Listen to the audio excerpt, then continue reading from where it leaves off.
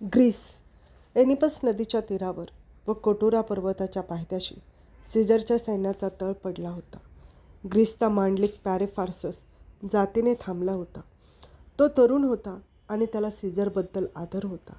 सीझरची युद्धपद्धती अभ्यासायची त्याला इच्छा होती. त्यामुळे या युद्धकाळात आपल्याला बरोबरच राहू द्यावं अशी त्यानं सीझरला विनंती केली होती. सीझरला त्यात आपत्तीजनक काहीच नव्हतं. अँटनी सैनिकांच्या साऱ्या गरजा व्यवस्थित पूर्ण होत आहेत ना याची पाहणी करत होता. सैन्यात अँटनी फारच लोकप्रिय होता.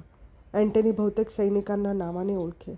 जे सैनिक विशेष शौर्य गाजवत त्यांना उचित सन्मान होईल याची तो योग्य काळजी घ्यायचा. त्यामुळे सैनिक व सेनानी त्याला मान देत. सीझर खालोखाल अँटनीचे स्थान होते. त्यामुळे त्याचा दबदबाही होता. सारे तंबू व्यवस्थित लावले गेले आहेत. प्रत्येक सैनिकाला खाद्यपदार्थ मिळत आहे, प्यायला पाणी मिळत आहे याची खात्री झाल्यानंतर अँटनी सीझरच्या रावटीत आला. सीझर एका लाकडी मेजावर नकाशा ठेवून पाहणी करत होता. पॅरेफार्सस बाजूलाच उभा होता. पॉम्पी 8 दिवसात येथे पोहोचेल, सीझर अँटनीला म्हणाला. त्याची जहाजं केनागाला लागली आहेत. अँटनी म्हणाला, आपली सारी तयारी झाली आहे. छान, सीझर म्हणाला. तो पॅरेफार्ससला म्हणाला, युद्ध जिंकणे तेव्हाच शक्य असतं जेव्हा तुमची सेना संतुष्ट असते, तुमचे आदेश ऐकत असते आणि शिस्तीत वागत असते. केवळ मनगटात बळ असणं आणि एडक्याप्रमाणे धडकी देणं काही युद्ध जिंकण्याचं लक्षण नव्हे. योग्य तेथे आक्रमण, योग्य तेथे माघार, सेनेत अधिकारांची योग्य विभागणी आणि जबाबदारीची योग्य वाटणी ही महत्त्वाची असते. सर्व सेनानींच्या आदेशात एकवाक्यता तर हवीच. त्यासाठी संवेदनशीलता व्हायला हवं. त्यासाठी आम्ही रोमन कबुतरांचा वापर करतो. एकतर ती लवकर जातात आणि दुसरं म्हणजे ती शत्रूच्या हातात सापडायची शक्यता अगदीच कमी असते. दुसरं महत्त्वाचं तत्त्व, युद्धासाठी आपल्याला योग्य अशी भूमी निवडणं. युद्धाची सूत्रे स्वतःच्या हातात ठेवण्यासाठी हे नेहमी आवश्यक असतं. कधीकधी माघारीचं नाटक करून शत्रूला आपल्याला हव्या त्या ठिकाणी आणायला पाहिजे. युद्धात झटकन निर्णय घेणे व तो तितक्याच वेगाने अंमलात आणणे तर अधिक महत्त्वाचं आहे. नाहीतर पराजय होऊ शकतो. युद्धभूमीवरील हालचालींची माहिती सेनानायकाने घेत राहायला हवी. त्यासाठी कुशल खबरे नेमायला हवीत. हे खबरे बढाईखोर किंवा भेकड नसले पाहिजेत. स्थितीचं यथायोग्य आकलन करायची त्यांची शक्ती असायला हवी. राखीव सैन्याचा वापरही मोठ्या कौशल्याने करायला हवा. युद्धभूमी हे एक स्वतंत्र विश्व असतं. त्याचा इतर जगाशी काहीही संबंध नसतो. त्या विश्वाबाहेर पडायचा एकच मार्ग असतो, विजय किंवा मृत्यू. हे मनावर ठसलेलं असेल तर तुम्ही कधीच हरणार नाही, सीझर उत्साहाने सांगत होता. पॅरेफार्सस उत्साहाने ऐकत होता. चल अँटनी, आपण एकदा शेवटची नजर फिरवू. अँटनी आणि सीझर बाहेर पडले. दोघांच्याही अंगावर साधे वेश होते. काही अंतर पुढे गेल्यानंतर अँटनी म्हणाला, पॅरेफार्ससला तुझी युद्धनीती का सांगत होतास? आज तो मांडलिक असता तरी उद्या तो आपल्या विरुद्ध शस्त्र उचलू शकतो. सीझर हसला. अँटनी, मी जे सांगितलं ते फक्त युद्धाचं तत्त्वज्ञान होतं, प्रात्यक्षिक नव्हे. युद्धाची तत्त्वे पाठ असून काय उपयोग? त्यामुळे काही विजय मिळत नाही. ही तत्त्वे रक्तातच मुरलेली असावी लागतात. अँटनी म्हणाला, सीझर, तुला हे तत्त्वज्ञान कोणी शिकवलं? मीच ते बनवलं, अँटनी म्हणाला. तुझ्यासमोर कोणी आदर्श योद्धा होता? नाही, मीच माझा आदर्श योद्धा आहे, सीझर एटीत बोलत होता. त्याच्या बोलण्यातही शाही ढंग अँटनीला मोहित करे. तो बोलत असताना एखादा सम्राट बोलतो आहे असा भास त्याला होईल. अँटनी, दुसऱ्याच्या तत्त्वज्ञानावर कोणताही माणूस जगात यशस्वी जीवन जगू शकत नाही. प्रत्येकाला आपलं तत्त्वज्ञान स्वतःलाच बनवावं लागतं आणि त्याच्यावर श्रद्धा ठेवून जगावं लागतं. मग ते चूक आहे की बरोबर याचा विचार करायचा नाही. पण सीझर, त्यामुळे चुकूनही तत्त्वज्ञान जन्माला येऊ शकतं. त्यामुळे समाजाचा विध्वंस होईल. सीझर हसला. त्याने एनिपस नदीच्या भव्य पात्राकडे नजर टाकली आणि म्हणाला, समाज? अँटनी, समाजाला स्वतःचं डोकं कधीच नसतं. काही थोडके लोक त्याच्यावर शासन करत असतात. आध्यात्मिक शासन किंवा लौकिक शासन. समाज विध्वंसित होतच राहतो. कारण खरं तत्त्वज्ञान काय आहे हे सामान्य माणसाला कधी समजत नाही. तो फक्त अनुकरण करत असतो, माझं, तुझं किंवा एखाद्या पुजाऱ्याचं. जो शहाणा असतो, माझ्यासारखा असतो, तो स्वतःच तत्त्वज्ञान बनवतो आणि यशस्वी बनतो. समाज कधीही योग्य आणि अयोग्य यात फरक करत नाही. ज्याची लाट असेल त्याला डोक्यावर घेतो, गरज संपली की पायदळी तुडवतो. अँटनी म्हणाला, पण सीझर, लोकशाही समाजाला महत्त्व आहे. प्रत्येक माणसाला निसर्गाने काही हक्क दिले आहेत. तू मात्र एखाद्या सामंताच्या भूमिकेतून बोलतोस. ब्रुटस काय म्हणतो माहीत आहे? त्याच्यामध्ये तू सम्राट होऊ इच्छितोस. रोममध्ये पुन्हा राजेशाही आणू इच्छितोस. सीझर गंभीर झाला. ब्रुटस असे म्हणतो? शक्य आहे. तो साधा, निष्कपट तरुण आहे. स्वप्न पाहणारा. अलौकिकाची दिवत्वाची तो आकाशात तरळतो. पण माझे पाय जमिनीवर आहेत. माणूस म्हणजे काय हे मला उत्तम रीतीने माहीत आहे. त्याच्या मूर्खपणावर हसावं मला वाटतं. की वाटते त्याची? अशा माणसाला तुम्ही महत्त्व का देता? ज्याच्यात बुद्धी आहे, महत्त्वाकांक्षा आहे, जीवन जगण्याचा ज्याच्याजवळ विविक्षित मार्ग आहे, असाच माणूस माझ्या लेखी माणूस आहे. बाकीची सारी जनावरे. आणि ब्रुटस म्हणतो, लोकशाही, लोकांचं राज्य, आपली संसद पाहतोस तू? मूर्खाची कळप आहे तो. त्यांना रोमचं हित कशात आहे हेच समजत नाही. असल्या 100 माणसांनी एकत्र येऊन साम्राज्याचं नुकसान करण्यापेक्षा एका सामर्थ्यशाली पुरुषाने राज्याचा गाडा हाकललेला काय वाईट? तू फार भयंकर बोलतो आहेस, अँटनी म्हणाला. सीझर, तू लोकशाहीवर श्रद्धा ठेवायला हवीस. मानवजातीचं कल्याण करू शकेल अशी ही संस्था आहे. सीझर थबकला. अँटनीही थांबला. बाजूला सैनिकाचा एक कंपू घोळका करून बसला होता. एक तरुण सैनिक बासरी वाजवत होता. मंद मोहक सूर सायंकाळच्या घनगंभीर वातावरणात अंगावर कापरं आणत होते. सीझरने त्या सैनिकाकडे कौतुकाची नजर टाकली. मग अँटनीला म्हणाला, जगात तत्त्वज्ञांची कमतरता नाही. अलेक्झांड्रियात जा. तेथे जगातील सर्वश्रेष्ठ ग्रंथांचं भांडार आहे. प्रत्येक तत्त्वज्ञ आपले तत्त्वज्ञान खरे आहे असे मानतो व तो ते सिद्ध करण्यासाठी तात्विक काथाकूट करत राहतो. आणि या प्रत्येक तत्त्वज्ञाला किमान एक तरी अनुयायी मिळतो. या साऱ्यांना एकत्र करा, ते जमतील. आपणच कसं जगाचे कल्याण करू शकतो हे अहमंकितेने सांगतील. वेळ पडल्यास मारामाऱ्या करतील. जग आहे तेथेच राहील. फार तर या विद्वानांना देव माणूस म्हणून मोकळे होतील लोक. पूजा करतील. डेल्फीच्या देवतेप्रमाणे जग कोठं राहतं. ते आपलं रडत खोडत जमेल तशी प्रगती करत राहतं. मग हेच तत्त्वज्ञानी म्हणतात. आमचं ऐकलं म्हणून जगाची ही प्रगती झाली. किती हास्यास्पद आहे हे सारं. संसदेतही तेच आहे. लोकशाहीचंही तेच आहे. हजारो सदस्य आले गेले. एक निर्णय कधी कोणी केला नाही. कारण प्रत्येकाला मत आहे आणि मत असलं की मतभेद व्हायचेच. हिडीस आहे सारं. रोमचं त्यामुळे कल्याण होऊ शकत नाही.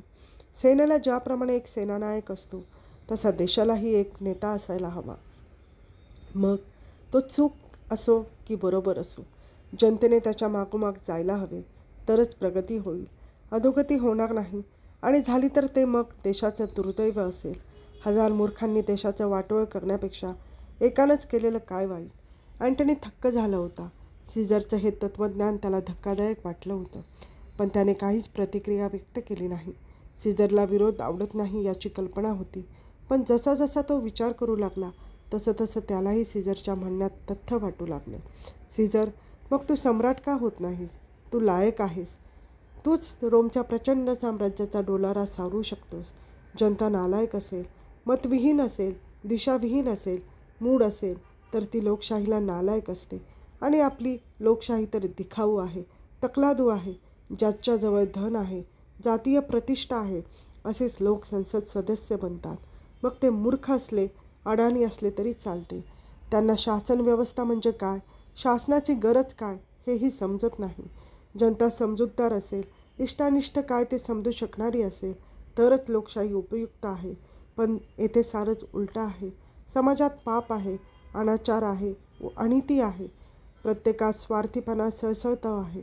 मूर्ख भावनांचा अवडंबर आहे. एवढा अनाचार पूर्वी कधीच नव्हता. सीझर पुन्हा संत पावलं टाकत चालू लागला आणि म्हणाला, अँटनी, तू लगेच मत बनवतोस. हा तुझा दोषच नाही का? म्हणजे? अँटनीने चमकून विचारलं. जे मत बनवण्यासाठी मला इतकी वर्ष लागली ते मत लगेच तू बनवलंस. अँटनी, तू विचार कमी करतोस, मात्र लगेच प्रभावित होतोस. अँटनी म्हणाला, तू चूक करतो आहेस सीझर. सीझर कधीच चूक करत नाही.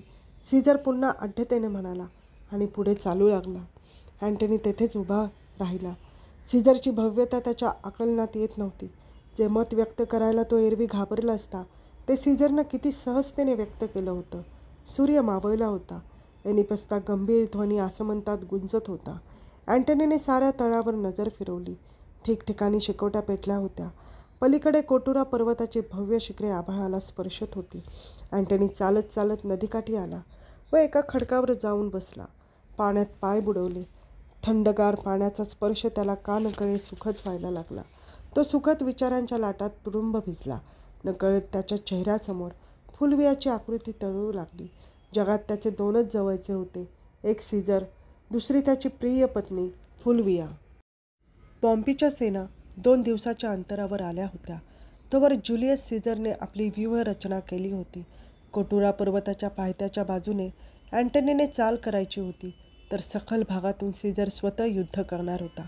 त्याने त्या दृष्टीने आपले सैन्य उभं केलं होतं. सीझर आपल्या दुय्यम सेनानींना आदेश देत रावटीत उभा होता.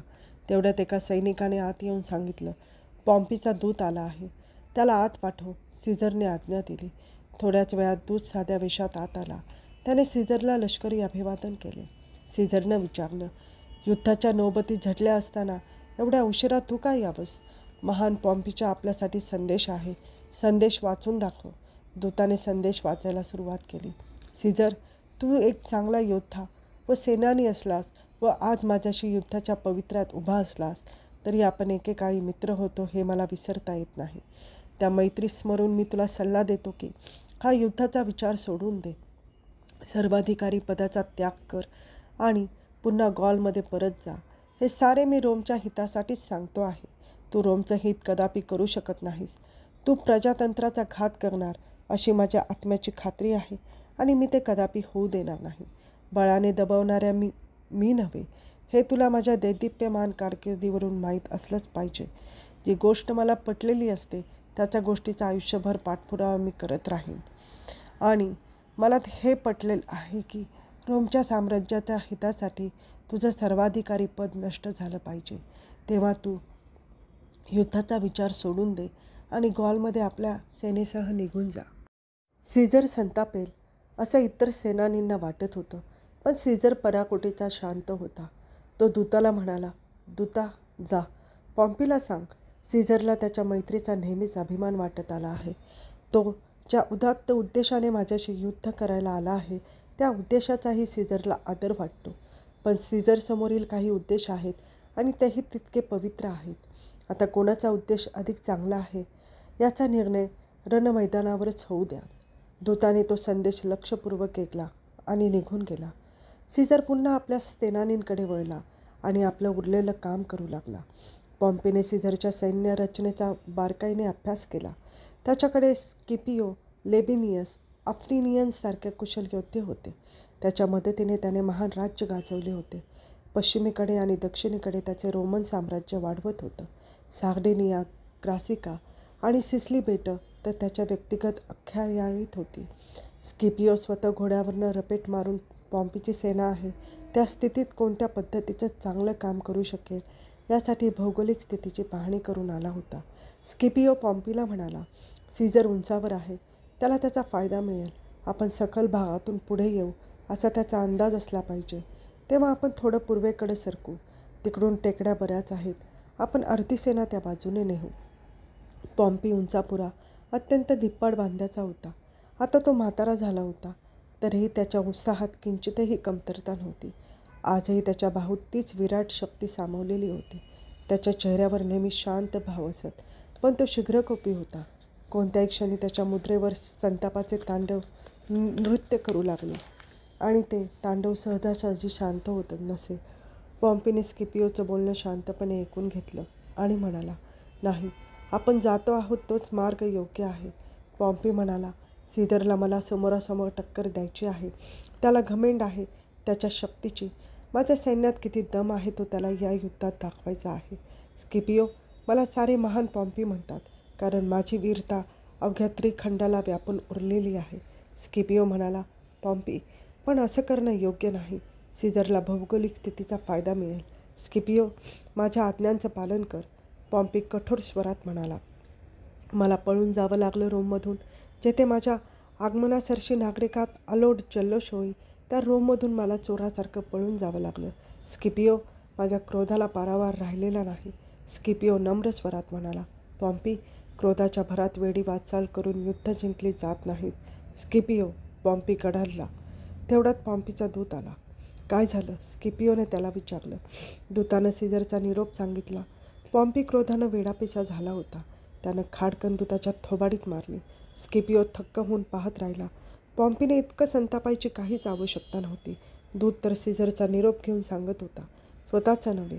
पॉम्पी भडकतो हे त्याला माहीत होतं, पण त्याने आपल्या नोकरांवर कधी हात उचलला नव्हता. स्किपिओने दूताला बाहेर काढलं आणि रावटीच्या दारावर पडद्या ओढून घेतला. आत आला. पॉम्पी कराकर दात वाजवत होता. त्याचा संताप तोच आटोक्यात आणू शकत नव्हता. स्किपिओ शांत बसून राहिला. पॉम्पी मस्तक दाबत एका खुर्चीवर बसला. मेजावर डोकं ठेवलं आणि म्हणाला, स्किपिओ, या महान पॉम्पीला इतक्या असह्य अपमानाच्या खाईतून जावं लागेल असं तुला कधी वाटलं होतं का? स्किपिओ स्थितप्रज्ञ स्वरात म्हणाला, मान आणि अपमान यात योद्ध्याने काय फरक करावा? जय पराजय इतकेच हेही जगातील अपरिहार्य नव्हे काय? पॉम्पी, रोममधून तू पळाला नाहीस. तू तुझ्या स्वामित्वाखालील परदेशात निसटला आणि आता तुझ्याजवळ प्रचंड सैन्य आहे. सीझरचा निपात कर, पण युक्तीने, नाहीतर सीझरचा पराजय होणार नाही. स्किपिओ, तुला योग्य वाटेल अशी व्यूहरचना कर. पॉम्पी शेवटी हताश स्वरात म्हणाला. स्किपिओला पॉम्पीच्या स्वरातील निराशा आवडली नाही. त्याच्या स्वरात त्याला पडझड दिसू लागली. पॉम्पी मनाने खचला असल्याची विदारक जाणीव त्याला झाली. पण त्याची पॉम्पीवर श्रद्धा होती. पॉम्पीनेच त्याला महान वैभवाचा रस्ता दाखवला होता. त्याला उच्चपदस्थ बनवलं होतं. तो बाहेर पडला. दुपारची ऊनं पडली होती. वातावरण गांभीर्य होते. सैनिकाचा प्रचंड समुदाय तिथल्या मैदानावर पसरला होता. काही सैनिक घोड्यावरनं रपेट मारत होते. ताम्रवर्णी, शुभ्रवर्णी, उमदे घोडे चैतन्याचं मूर्तिमंत दर्शन देत होते. स्किपिओच्या मनावरील ताण नकळत सैल झाला. तो लेबिसिनियसला भेटला आणि दोघांनी मिळूनच व्यूहरचनेसंबंधी खलबत केली. प्रत्यक्षात 3 दिवसांनी युद्धाला तोंड लागलं. स्किपिओ टेकड्यांच्या बाजूने सेना घेऊन निघाला, तर लेबिनियस व ऑफ्रिनियस सखल भागातून सेना घेऊन निघाले होते. पण त्यांच्या या नव्या व्यूहाची अँटनीला आधीच खबर लागली होती. त्यामुळे त्याने पर्यायी व्यवस्था करून ठेवली होती. युद्धाला तोंड फुटताच सैनिकांच्या झुंडीच्या झुंडे एकमेकांवर तुटून पडल्या. ढालींना ढाली टक्करल्या. शस्त्राला शस्त्र टक्करले. धनुष्यातून सटासट बाण सोडले जाऊ लागले. गर्जना होत होत्या. मर्यागांच्या किंकाळ्या, घोड्यांचं खिंकाळणं, आकाश दुमदुमत होतं. नगारे बडवले जात होते. सीझर स्वतः एका उंच टेकडीवर उभा होता आणि तेथून युद्धभूमीवरील हालचाली पाहत होता. पॉम्पीची सेना मोठी होती. त्याच्याकडे शूर योद्धे होते, पण सीझरची दूरदर्शिता त्यांच्यात नव्हती. स्किपिओला पुढे येऊच दिले गेले नाही. स्किपिओच्या सैन्याची मदत लेबिनियसला मिळू शकली नाही. अँटनीचा एक योद्धा त्याच्या सैन्यावर बाणांचा वर्षाव करत होता. लेबिनियस व ऑफ्रिनियस आपल्या सैन्याचा अधिकाधिक उपयोग करण्याच्या दृष्टीने चांगली पावलं उचलत होती, पण मुळातच ते उतारावर होते. त्यामुळे त्यांच्या सैनिकांचं मरायचं प्रमाण जास्त होतं. मरणाऱ्या सैनिकांची जागा दुसरे सैनिक घेत होते. अटीतटीने युद्ध करत होते सारे. रात्र होईपर्यंत युद्ध होत राहिलं. निर्णायक अवस्था अजून आली नव्हती. रात्री युद्ध थांबवण्यात आलं. जखमी आणि मृत सैनिकांना हलवण्यात आलं. मोडक्या तलवारी, चेचलेल्या ढाली, मृत घोडे यांनाही दूर नेण्यात आलं. तरीही मैदानावर रक्ताचे सुकलेले ओघळ, तुटके हातपाय राहूनच गेले. रात्री तरसाच्या झुंडी त्या मैदानावर उतरल्या होत्या. सीझर आणि अँटनी रात्री उशिरापर्यंत जागे होते. त्यांनी मिळून सर्व हानीचा विचार केला. सीझर म्हणाला, अँटनी, युद्ध लवकर संपायला हवं. माझ्या मते अधिकाधिक 8 दिवस लागतील. अँटनी म्हणाला, स्किपिओला टेकड्यांचा मार्ग टाळावा लागेल. म्हणजे नवी व्यूहरचना, तोही सखल भागातूनच होईल. मी माझ्या तुकड्या घेऊन पिछाडीवर आक्रमण करतो, म्हणजे त्यांची जास्त हानी होणार नाही. चालेल, एक लक्षात घे, मला पॉम्पी जिवंत हवा आहे. अँटनीने आश्चर्याने सीझरकडे पाहिलं. का? सीझर, बस, मला तो हवा आहे एवढंच. सीझर म्हणाला. त्याचा स्वर नेहमीपेक्षा वेगळा वाटला होता. अँटनीने सुरईतील मद्य प्यालात ओतलं आणि सीझरला दिलं. सीझरचं लक्ष अँटनीच्या पायावर झालेल्या जखमेकडे गेलं. जखम खोल तर नाही ना? सीझरने विचारलं. नाही, अँटनी म्हणाला. स्वतःसाठीही मद्य घेतलं. 4 घोट घेतल्यावर म्हणाला, हे ग्रीक लोक दारू चांगली बनवतात, पण सीझर, मला वाटतं तू पॉम्पीला ठार करू इच्छित नाहीस. असं का वाटावं तुला? तो माझा शत्रू आहे या क्षणी. अँटनीने आपल्या झग्यावर हात फिरवला, खुर्चीवर बसला. सीझर एकटक त्याच्याकडे पाहत होता. त्याच्या बारीक खाऱ्या डोळ्यात एक उदासी झाकळून आली होती. सीझरला उदास तो क्वचितच पाही. सीझरचं स्वतःच्या भावनांवर विलक्षण नियंत्रण होतं. तो क्वचितच हेलावून जाई. त्याच्या मते मृदू भावनांना जगात स्थान नसावं. त्यात काहीच अर्थ नव्हता. तो जगाकडे नेहमी तथात्मक दृष्टीने पाहत राहायचा. जगात हो किंवा नाही, जय किंवा पराजय, जीवन किंवा मृत्यू एवढ्याच गोष्टी असतात. त्या पलीकडे काहीच नाही असं तो म्हणायचा. होकारासाठी, जयासाठी आणि जीवनासाठी वाटेल तो संघर्ष करावा. तेव्हा नीती अनिती, समाजाच्या कल्पना किंवा पापपुण्याचा विचार तो करत नसे. अँटनी एक एक घुटका पीत राहिला. मग बऱ्याच वेळानं म्हणाला, सीझर, पॉम्पीला मी तुझ्याजवळ आणेन. सीझरने हात झटकला, नकाशा गुंडाळला. तू विश्रांती घे अँटनी. सीझर पुटपुटला. अँटनी उठला. सीझरच्या हाताभोवती हात गुंफला. सीझरने दुसऱ्या हाताने त्याच्या खांद्यावर थोपटलं. अँटनी बाहेर पडला आणि आपल्या राहुटीकडे निघून गेला. चौथ्या दिवशी युद्धाने निर्णायकतेकडे झुकाव घेतला. पॉम्पी आपल्या सेनेचा उघड्या डोळ्याने विनाश पाहत राहिला. त्याची सारी सेना विखुरली होती. स्किपिओ कोठे दिसत नव्हता. सर्वत्र सीझरचे सैनिक संचार करत होते. दिसेल त्याला ठार करत होते. तेवढ्यात अफ्रानियस धावत आला. तो पॉम्पीला म्हणाला, आपण हरलो आहोत. पॉम्पीच्याही ते लक्षात आले होते. स्किपिओ आणि लेबिनियस कोठे आहेत? मला दोघेही दिसले नाहीत. आणि इग्नेस? तो पिछाडी सांभाळत होता ना? इग्नेस नदी ओलांडून पलीकडे गेला आहे. अँटनी त्याचा पाठलाग करत होता. पॉम्पीने कशाबशा आपल्या भावना आवरल्या. मग म्हणाला, सेप्टिनियसला बोलावून घे. उरलेलं सारं सैन्य मागे बोलवा आणि चाला. मिळेल त्या मार्गाने इथून सटकायला हवं. ऑफ्रिनियसने मान तुकवली. त्याला पॉम्पीचा खचलेला चेहरा पाहवत नव्हता. 1,00,000 सैन्यांपैकी फक्त 12,000 सैनिक जिवंत राहिले होते. त्यांना मागे फिरण्याचे आदेश देण्यात आले होते. पॉम्पीने सारं झटपट आवरलं आणि स्वतः एका घोड्यावर झेप घेतली आणि पूर्वेच्या मार्गाने निघाला. सीझर विजयामुळे आनंदित झाला होता. त्याची नजर अँटनीला शोधत होती, पण अँटनी त्याला दिसला नाही.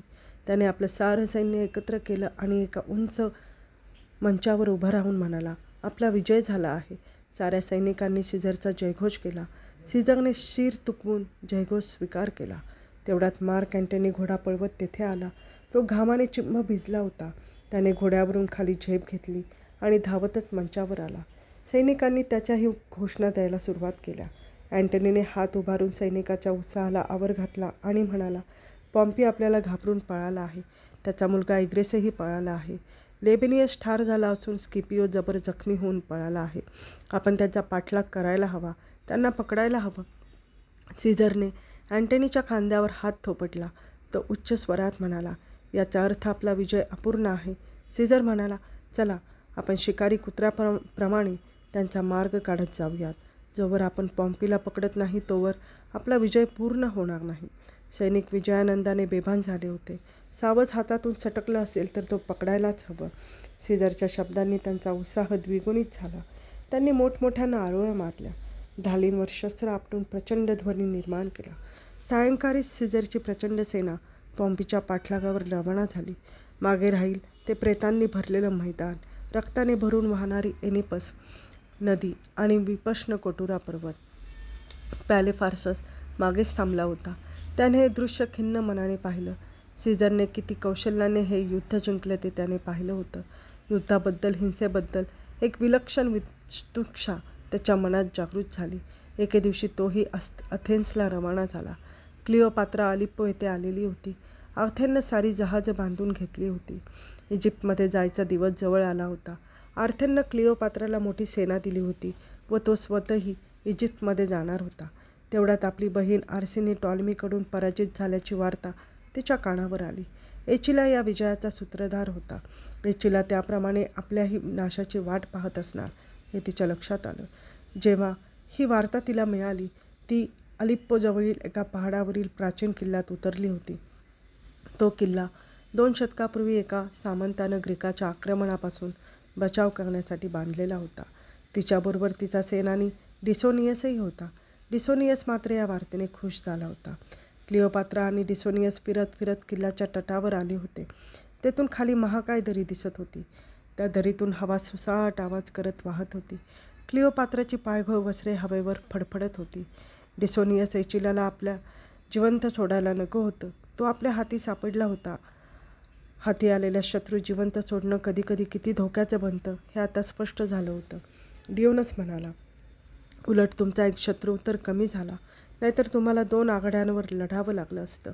आता युद्ध फक्त टॉलेमीशी आहे आणि ते आपण जिंकू शकू एवढी सेना आपल्याजवळ आहे. क्लिओपात्रा तीक्ष्ण नजरेने डियोनियसला पाहत राहिली. डियोनियसने नजर नकळत खाली झुकली. डियोनियस एक कुशल योद्धा होता. त्याच्या नसानसातून पराक्रमाचे लोट वाहत होते. हे खरं असलं तरी बुद्धिकौशल्यात तो कमी होता याचीच तिला नेहमी भीती वाटे. डियोनियसला ती म्हणाली, आपण पुढील आठवड्यात परत जायला निघू. आपल्याला जिंकायला तर हवंच. त्याशिवाय ज्या उद्देशाने आपण बाहेर पडलो, इतक्या हालअपेष्टा सहन केल्या, तर उद्देश सफल होणार नाही. टॉलेमी पराजित झालाच पाहिजे, त्याशिवाय मला सिंहासन मिळणार नाही. हे तुम्हाला मिळेलच, डियोनियस आत्मविश्वासाने म्हणाला. क्लिओपात्रा त्यावर काहीच बोलली नाही. त्या किल्ल्याचा तट चांगलाच रुंद होता. क्लिओपात्राला किल्ल्याचं आकर्षण होतं, पण दुर्दैवाने इजिप्तमध्ये असे उंचावरचे किल्लेच नव्हते. सिरिया आपल्या आधिपत्याखाली भविष्यकाळात राहायला हवा असं तिनं ठरवलं. येथे कोणी मांडलिक शासक ठेवायचा नाही अशी ही खुणगाठ तिनं मनाशी मांडली. दोघं थोड्या वेळाने परतले. वृद्ध किल्लेदारानं क्लिओपात्रासाठी एक दालन सुशोभित केलं होतं. तेथे कोपऱ्यात शेकोटी पेटवली. हवेत ऊब होती. गॅलेनिया सारं ठीकठाक करून घेत होती. डिसोनियस दुसऱ्या दालनाकडे निघून गेला. क्लिओपात्रा आपल्या दालनात आली. गॅलेनिया तत्परतेने क्लिओपात्राजवळ आली. पाहिलाच सारा किल्ला? होय, इतका भव्य किल्ला मी पूर्वी पाहिलाच नव्हता. या किल्ल्याला शौर्याचा, त्यागाचा इतिहास आहे. असं शौर्य आजच्या काळात कुठलं? पूर्वीचे लोक आता राहिले नाहीत. क्लिओपात्रा बिछातीवर बसली. मद्य आणि गॅलेनिया, पहा मी या हवेत किती गाठून गेले. गॅलेनिया पटकन सुवर्णपात्रात मद्य ओतले आणि तिला दिलं. एक घोट घेऊन ती म्हणाली, पण या मद्याला आपल्या मद्याची सर नाही गडे. मला अलेक्झांड्रियाचे वेध लागले आहेत. मलाही, गॅलेनिया म्हणाली. येथली भाषा परकी, वातावरण परकं, जीव गुदमरतो इथे. काळजी करू नकोस, क्लिओपात्रा म्हणाली. तेवढ्यात इतर दासी तेथे आल्या. गॅलेनियाने त्यांना खुणगाठ करतात त्यांनी नाजूक हातांनी क्लिओपात्राला उचललं आणि हिंदुस्थानी रेशमाच्या अत्तरानं मढलेल्या उंच बिछाण्यावर झोपवलं. तिच्या हातातील मद्याचा प्याला काढून बाजूला ठेवला. क्लिओपात्राची त्यावेळीची गरज होती तीच. गॅलेनियाकडे स्मित करून पाहिलं. दासींनी हळूहळू तिची वस्त्र उतरवली. तिचे केस वळवून बांधले. आता फक्त मोजकी अंतर्वस्त्रे होती. एका दासीने हलक्या हाताने तिची कंचुकीही दूर केली. तिचे छोटे पण भरदार वक्ष उघडे पडले व लालसर प्रकाशात शोभित झाले. मग त्यांनी तिच्या शरीराला विशिष्ट द्रव्य चोपडलं आणि कुशल वैद्याप्रमाणे तिच्या शरीरावरून हात फिरवला सुरुवात केली. क्लिओपात्राने सुखसंवेदनांनी डोळे मिटून घेतले. तिच्या शरीराची कांती दैदिप्यमान राहावी व आकार तसाच कमनीय व आकर्षक राहावा यासाठी रोजच सायंकाळी ती असे करून घेई. जेव्हा तिच्या रक्षावरून हात फिरू लागले तेव्हा तिने डोळे अधिकच घट्ट मिटून घेतले. नकळतच तिच्या डोळ्यांसमोर काही वर्षापूर्वीचा काळ जिवंत झाला. नाईलच्या पाटामधून नौकाविहार करताना एका चांदण्या रात्री तिनं मनलेऊसचं चुंबन घेतलं होतं. ते तिचं पहिलं चुंबन होतं. तिच्या अंतःकरणात त्या क्षणी मादक भावनांचं तांडव थरारलं होतं. त्याने हळूच त्याचा बळकट हात तिच्या उजव्या वक्षावर ठेवला होता. नकळत तिची कूच तटली होती. त्याच्या बळकट पंजात कुचकरली जाण्यासाठी आतुरली होती. मनलेऊसनं तसंच केलं होतं. तिच्या वस्त्रांची बंधनं खुली करून चांदण्याच्या प्रकाशात तिच्या दुधाळ वक्षांवर चुंबनांची खैरात केली होती. मन मानेल तशी कुचकरली होती. ती नाजूक चिक्कारली होती. हा हा म्हणता तिच्या अंतःकरणात क्रोधाचे तुफान उठले. ती मनलेऊसच्या मनातील साऱ्या प्रतिमांचा विध्वंस करू लागली. विश्वासघातकी मनलेऊस, आपलं ध्येय पूर्ण करण्यासाठी आपला वापर करणारा मनलेऊस. तिचा चेहरा वेदनांनी पिळवटला गेला. दासींच्या ते लक्षात आलं. त्या थांबल्या. गॅलेनिया त्यांना जायची खूण केली. साऱ्या हलक्या पावलांनी निघून गेल्या. गॅलेनियाने क्लिओपात्राला भानावर आणलं. क्लिओपात्रा उठून बसली. तिच्या शरीराला मधुर गंध येत होता. तिनं बाजूला पडलेलं वस्त्र शरीरावर पांघरलं. गॅलेनियाने तिच्या हातात मद्याचा प्याला दिला. तिने भराभर 5-6 घोट घेतले. तेव्हा कुठेतरी ती शांत झाली. आठवणी बेचैन करतात तेव्हा जग नकोसं होतं, गॅलेनिया म्हणाली. पण राणी, तुम्ही असामान्य आहात. आठवणींवर ताबा असायला हवा. क्लिओपात्रा गॅलेनियाकडे पाहता पाहता एकाएकी हसू लागली. तिचं हास्य तिच्या अंतःकरणाला थरकावून गेलं. क्लिओपात्रा उठली आणि शेकोटीपर्यंत आली. त्यावर जरा मद्य ओतलं. आगीच्या लपेटी जास्त उंचावल्या. मन मानेल तसं प्याल्याच्या मद्यापेक्षा माझ्या लेखी आयुष्याची काहीच किंमत नाही. मी हवं तसं जीवन पीत राहीन, अखंड तृप्त होईन, तीक्ष्ण स्वरात म्हणाली. तिच्या स्वरात अधिकाराची धार होती. ती घरकन वळाली आणि म्हणाली, हे जग नीच आणि कृतज्ञ आहे. ते विचार करत नाही. क्लिओपात्रा कोणत्या आगीवर झोपली आहे. ती रात्र रात्र रडत असते, कारण तिच्या तारुण्यातील पहिला कोवळा अंकुर निर्दयपणे कुस्करला गेला. मनलेऊस एक क्षणभरही माझ्या मनातून विसरलं जात नाही. मी वेड्यासारखं प्रेम केलं त्याच्यावर. तिनं गॅलिलियाला पुन्हा मद्य भरायची खूण केली. गॅलिलियाने तत्परतेने मद्य ओतलं. क्लिओपात्रा त्या लाल धारेकडे पाहत राहिली. ती तेजाची धार होती, रोमारोमात चैतन्याची कारंजी नाचवणारी धार. तिने झटकन प्याला तोंडाला लावला आणि ते मद्य प्याली. मग पुणे बिछायतीवर बसली. तिची नजर धुंद झाली. गॅलिलियानं तंतुवाद्य घेतलं आणि ते छेडू लागली. नाजूक आवाजात एक ग्रीक प्रेमगीत आवळू लागली. तिचा स्वर त्या प्रशांत दालनात गुंजत गेला. त्या प्रेमगीतातली शब्दरचना मोहक होती.